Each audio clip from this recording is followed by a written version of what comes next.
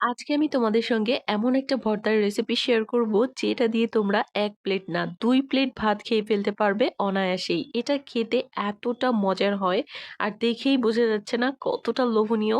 তো চিংড়ি মাছ, রসুন, মরিচ আর ধনিয়া পাতা দিয়ে কিন্তু আজকের এই রেসিপিটা তোমাদেরকে করে দেখাবো। তো এর জন্য প্রথমেই বেশ কয়েকটা শুকনো লঙ্কা আমি জলের মধ্যে ভিজিয়ে রেখেছি। ১০ মিনিটের মতো ভিজিয়ে রাখলেই হবে।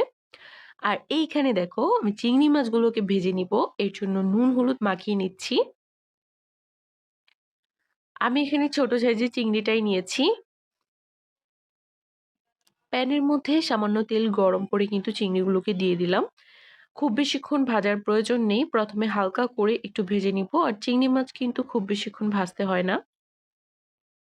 এভাবে হালকা করে একটু ভেজে নিলেই হয়ে যাবে। তারপর এরই মধ্যে আমি দিয়ে দিব রসুন। তো রসুনটা আমি এখানে দিয়েছি একটু ছোট কোয়া ব্যবহার করেছি। এটার স্মেল কিন্তু কড়া আসে।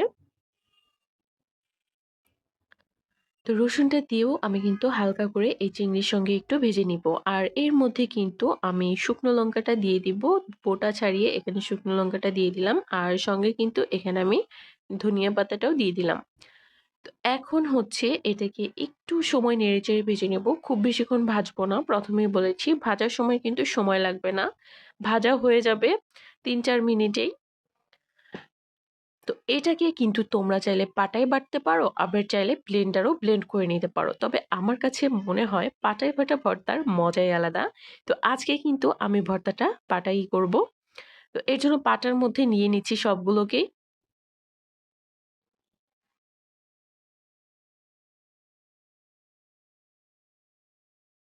তো এর মধ্যে কিন্তু লবণ এড করতে হবে। আমি কিন্তু শুধুমাত্র চিংড়ি মাছটাই সামান্য লবণ হলুদ দিয়ে ভেজেছি। তবে ভাত দিয়ে খাওয়ার জন্য কিন্তু অবশ্যই এখানে লবণ এড করতে হবে।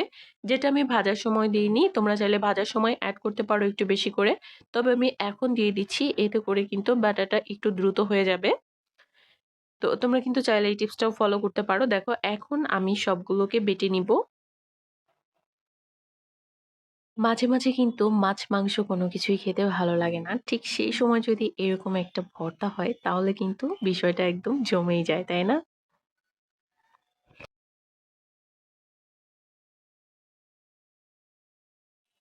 ব্লেন্ড করলে কিন্তু খুব বেশিক্ষণ সময় লাগে না। তবে পাটায় বাটা ভর্তার মজাটা আলাদা। আর আজকে আমি যে উপকরণ দিয়েই এই ভর্তাটা করছি, তোমরাও যদি সেইম উপকরণগুলো দাও তাহলে তোমাদেরকে আমাকে একবার কমেন্ট করে বলতেই হবে যে আসলেই এটা অনেক বেশি মজার। কারণ বিশ্বাস করো আমি এত মজার ভর্তা কখনো খাইনি। মানে এতটা টেস্টি হয় এটা বলার বাহিরে। আর বিশেষ করে যারা হচ্ছে চিংড়ি মাছ পছন্দ করো তাদের তো কোনো কথাই নেই। ভীষণ, ভীষণ মজার হয়। আশা করছি এই রেসিপিটা সবার কাছে ভালো লাগবে, সবার কাছে। আর সবাইকে বলব আমি ট্রাই করতে। প্লিজ একবার হলেও তোমরা এটা ট্রাই করো। বাড়তে একটু সময় লাগে ঠিক আছে। কিন্তু একটু কষ্ট করলেই কিন্তু তোমরা একটা দুর্দান্ত স্বাদের খাবার পেয়ে যাচ্ছ। দেখো আমি এখানে প্রায় ২ বারের মতো কিন্তু বেটে নিলাম। চাইলে তোমরা আরো মিহি করে বাটতে পারো। তবে আমি আর বাটবো না। এভাবেই খাবো। তো পাটাটা দেখে আমি আর লোভ সামলাতে পারলাম না। পাটার মধ্যেই কিন্তু মাখিয়ে নিলাম কিছু ভাত। তো ভীষণ মজার, ভীষণ কি বলবো তোমাদেরকে। রেসিপিটা ভালো লাগলে অবশ্যই চ্যানেলটি সাবস্ক্রাইব করে পাশেই থাকবে। আর যারা অলরেডি করেছো তাদেরকে অসংখ্য ধন্যবাদ। আর এই যে ভর্তা, এটা দিয়ে কিন্তু ২ প্লেট ভাত খাওয়া যাবে। তোমাদের কাছে রেসিপিটা কেমন লাগলো কমেন্ট করে তো জানাবেই। আর দেখো আমি একটুখানি সরিষার তেলও দিয়ে দিচ্ছি ওপর থেকে।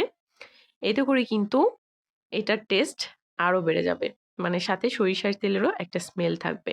তো আজকের মতো এখানেই শেষ করছি। সবাই ভালো থাকবে।